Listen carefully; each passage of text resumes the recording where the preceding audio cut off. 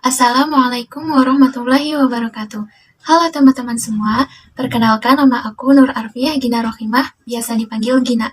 Aku merupakan mahasiswi dari program studi pendidikan guru madrasah ibtidaiyah UIN Syarif Hidayatullah Jakarta. Pada kali ini aku akan membahas tentang pengaruh kebudayaan luar terhadap kebudayaan Indonesia. Sebelum masuk ke materi inti, perlu kita ketahui dulu nih, apa itu budaya dan kebudayaan. Budaya berasal dari bahasa Sanskerta yaitu budaya yang merupakan bentuk jamak dari kata budi yang berarti akal. Menurut KBBI, budaya dapat diartikan sebagai pikiran, akal budi, atau adat istiadat. Jadi, budaya adalah suatu cara hidup yang berkembang dan dimiliki bersama oleh sebuah kelompok orang dan diwariskan dari generasi ke generasi. Sedangkan kebudayaan, secara tata bahasanya, kebudayaan diturunkan dari kata budaya yang cenderung menunjuk pada pola pikir manusia. Jadi kebudayaan adalah cara berpikir dan cara merasa yang menyatakan diri dalam seluruh segi kehidupan sekelompok manusia. Atau kebudayaan bisa juga diartikan sebagai hasil karya, rasa, dan cipta masyarakat.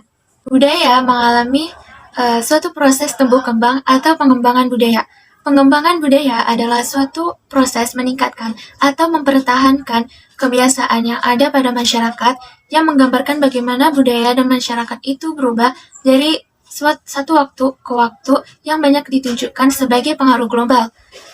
Proses tumbuh kembang budaya ini ada 3. Yang pertama yaitu internalisasi, sosialisasi, dan enkulturasi.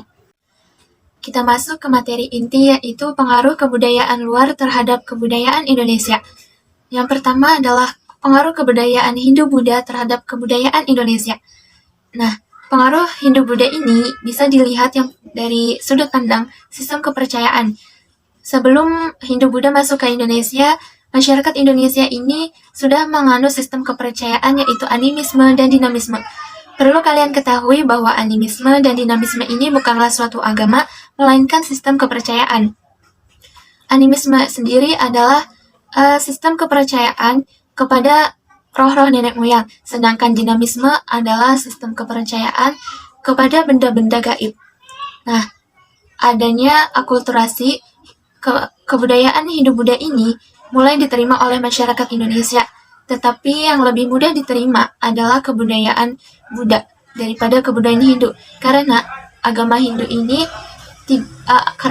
Buddha ini tidak mengenal sistem kasta. Kemudian pengaruh kebudayaan Hindu-Buddha ini bisa dilihat dari sistem pemerintahannya. Dahulu, sebelum Hindu-Buddha masuk ke Indonesia ini dipimpin oleh seorang kepala suku. Kemudian Hindu-Buddha masuk ke Indonesia, sistem pemerintahan pun menjadi sebuah kerajaan.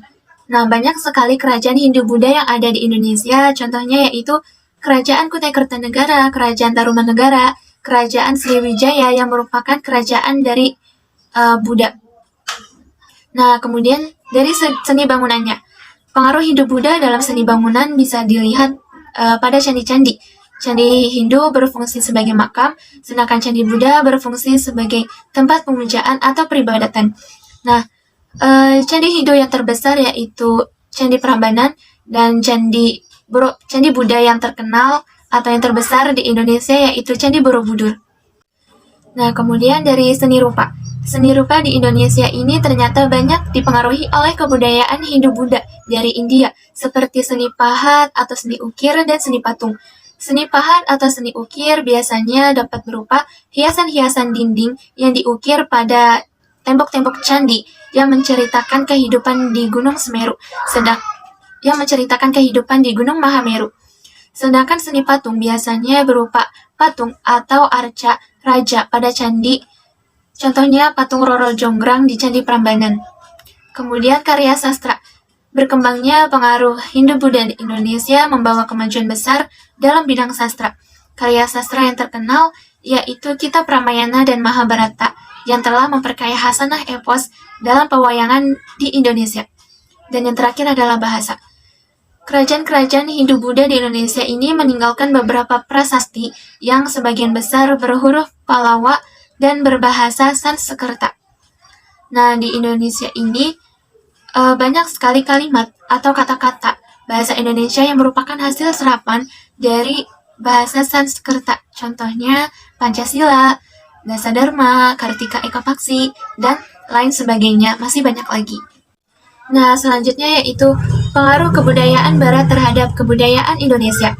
Pengaruh kebudayaan Barat ini ada 3 macam, yaitu globalisasi, westernisasi, dan modernisasi. Nah, pasti sudah tidak asing dengan kata globalisasi. Globalisasi berasal dari kata global yang artinya meliputi seluruh dunia atau secara keseluruhan. Menurut KBBI, globalisasi adalah proses masuknya ke ruang lingkup dunia. Globalisasi secara istilah adalah sebuah proses penyebaran melalui unsur-unsur baru yang mendunia baik menyangkut informasi, gaya hidup, pemikiran, dan teknologi. Contoh dari globalisasi sendiri yaitu produk asing banyak beredar di Indonesia, kemudian jual beli online terus berkembang, masuknya ideologi-ideologi asing, perdagangan internasional berjalan lancar akibat kemudahan akses komunikasi, teknologi baru bisa diakses oleh semua orang, dan masih banyak lainnya. Kemudian ada westernisasi. Westernisasi ini bisa dikatakan sebagai identifikasi atau imitasi budaya barat. Westernisasi merupakan arus besar dalam menciptakan dan mengubah karakter kehidupan bangsa-bangsa di dunia secara umum, dan negara-negara Islam pada khususnya menjadi paham barat lewat dimensi politik, sosial, kultural, dan teknologi.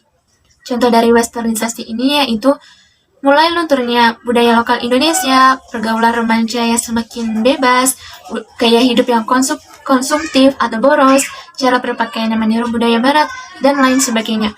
Dan yang terakhir yaitu modernisasi. Modernisasi merupakan suatu proses perubahan cara dari tradisional menjadi cara baru yang lebih maju. Perubahan ini diantaranya meliputi aspek sistem sosial, ekonomi, dan politik. Contoh dari modernisasi sendiri yaitu perubahan telepon rumah menjadi telepon genggam atau smartphone, alat-alat canggih yang memudahkan proses produksi di pabrik, mulai populernya para pekerja lepas atau freelancer melalui sebuah aplikasi pekerjaan, bahkan wawancara kerja atau rapat kerja bisa melalui video call, bisa melalui sistem conference atau melalui smartphone seperti video call. Nah, yang terakhir yaitu pengaruh kebudayaan Islam terhadap kebudayaan Indonesia. Pengaruh kebudayaan Islam ini bisa dilihat dari seni bangunan, seni ukir dan kaligrafi, seni pertunjukan, dan seni sastra. Seni bangunan sendiri bisa dilihat pada masjid-masjid yang ada di Indonesia. Contohnya seperti di Masjid Agung Demak, atapnya itu bertingkat atau bertumpang. Dan Masjid Agung Banten yang memiliki menara seperti mercusuar yang berfungsi untuk mengumandangkan azan ketika waktu sholat telah tiba. Nah, seni ukir dan kaligrafi. Seni ukir ini merupakan hasil akulturasi budaya lokal dengan Islam yang bisa ditemukan dalam berbagai bentuk. Contohnya seperti ukiran di hiasan masjid, bangunan makam di bagian jirat, nisan, cungkup, dan tiang cungkup. Nah, kaligrafi Islam ini biasa ditemukan pada banyak masjid kuno. Nah, kaligrafi ini juga bisa dijadikan sebagai seni menulis Arab tanpa tanda garis atau harokat yang dirangkai sedemikian rupa sehingga terlihat menjadi indah. Kemudian seni pertunjukan. Seni pertunjukan yang bernuansa Islami di Indonesia ini sangat banyak sekali, contohnya seperti hadroh, rebana, gambus, nasyid, dan masih banyak lainnya. Dan juga seni pertunjukan yang bernuansa Islami itu ada pewayangan. Nah, pementasan wayang ini biasa dilakukan dalam rangka menyebarkan Islam di Nusantara. Contohnya yaitu Sunan Kalijaga yang menyebarkan Islam melalui media pewayangan. Dan yang terakhir itu seni sastra. Bukti pengaruh Islam pada seni sastra itu banyak sekali. Contohnya di Sumatera, muncul karya sastra yang berbentuk hikayat, syair, tambo, dan silsilah. Sedangkan di Jawa muncul karya sastra seperti babat, suluk, tembang, dan kitab. Selanjutnya, kita akan membahas tentang manfaat dari mempelajari kebudayaan-kebudayaan yang mempengaruhi kebudayaan Indonesia. Yang pertama dari bidang sosial. Dari bidang sosial ini, Manfaatnya yaitu dapat mempererat persatuan dan kesatuan bangsa Indonesia dan juga melatih sikap toleransi agar kondisi masyarakat tentram dan harmonis. Kemudian dari bidang budaya sendiri,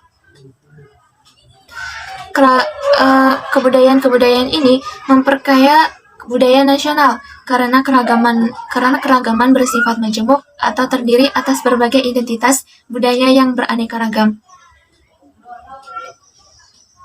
Kemudian bidang ekonomi.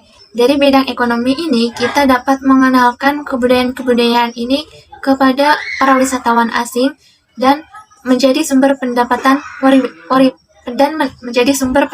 pariwisata.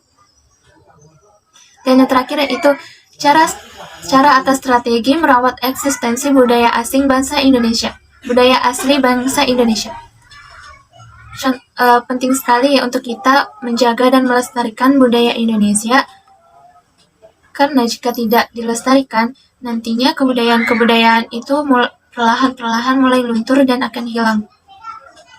Cara untuk menjaga dan melestarikan budaya-budaya asli Indonesia yaitu dengan cara yang pertama, culture experience. Culture experience ini yaitu pelestarian budaya yang dilakukan dengan cara terjun langsung ke dalam sebuah pengalaman kultural. Dan yang kedua, bisa dengan culture knowledge.